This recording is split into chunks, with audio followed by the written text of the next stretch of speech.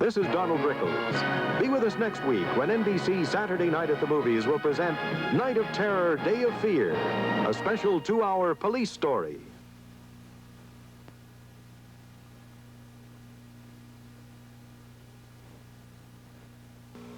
Hello, I'm OJ Simpson, and I'll be the host tonight on Saturday Night Live. And this is an important show for me because if my knees give out again, the NFL is going to retire me and put me out to stud. So join me tonight with my guests, Ashford and Simpson, the comedy team of Franken and Davis, and the not ready for prime time players. That's 1/2 hour from now. KOA TV for Denver. Waverly, Tennessee remains an evacuated city tonight, and this is the 50th anniversary of the Moffett Tunnel. Newswatch 4 is next. At Roger Morrow Imports, save from $500 to $1,500 now. We've slashed prices on all of our Fiat and Lancia Company demonstrators, 2- and 4-door sedans, hatchbacks, sport convertibles, all low-mileage 77 and 78 models. Here's your chance to save hundreds of dollars, but hurry. These demonstrators are bound to go fast. Check the Thursday or Saturday morning ads in the news for a full listing, and then save at Roger Morrow Imports, 830 Wadsworth, 2 blocks north of 6th Avenue Freeway.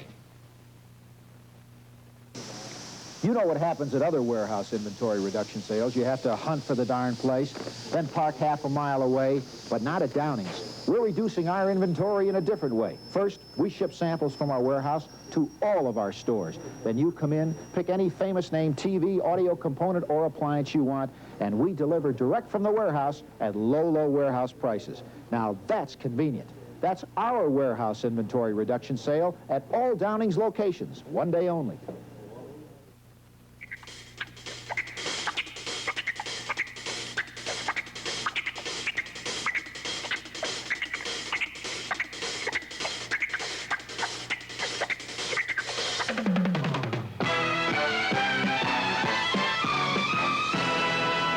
Colorado, 4 stands alone. 11 o'clock, Weekend Report. Good evening. That railway tank car explosion in Waverly, Tennessee Friday has caused 2,000 evacuees from that small city to stay away from their homes for yet another night. Dozens were injured when the volatile propane blew up, and at last count, 9 were dead. An update on this story from Jim Ruddle. Evacuate the area. Go to National Guard Armory at the junior high school. Evacuate the area.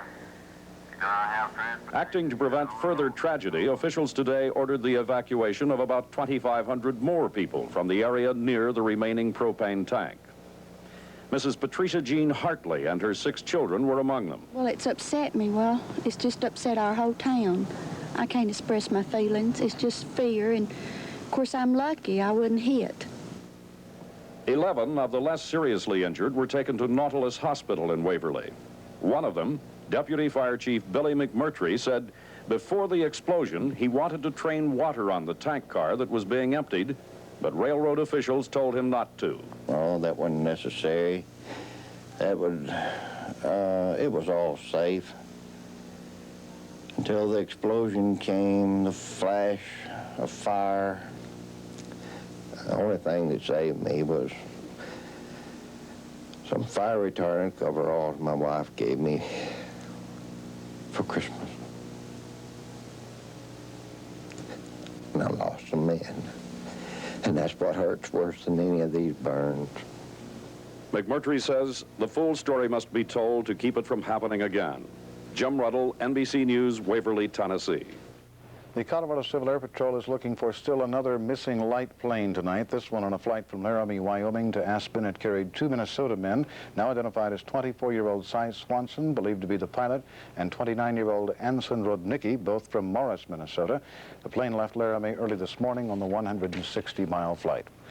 Daniel Chappie James, who as a young Air Corps First Lieutenant risked court-martial to fight a segregated service, is dead at the age of 58. James became the nation's first black 4-star general, and until the 1st of this month, he was the Commander-in-Chief of NORAD, the North American Air Defense Command in Colorado Springs. He retired the 1st of February.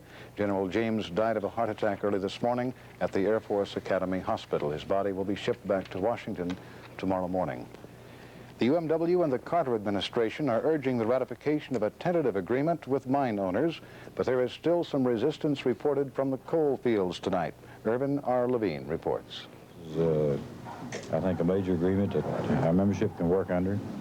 I urge the membership to ratify this contract. Let's get the miners back to work, and let's get together. Miller pointed out that the contract provides a raise of $2.40 an hour over the next 3 years. Miners now average $7.80 an hour. Additional wage increases when the cost of living goes up. No probationary period for newly hired miners who will get full union protection immediately. At the headquarters of the mine owners, there was resentment last night that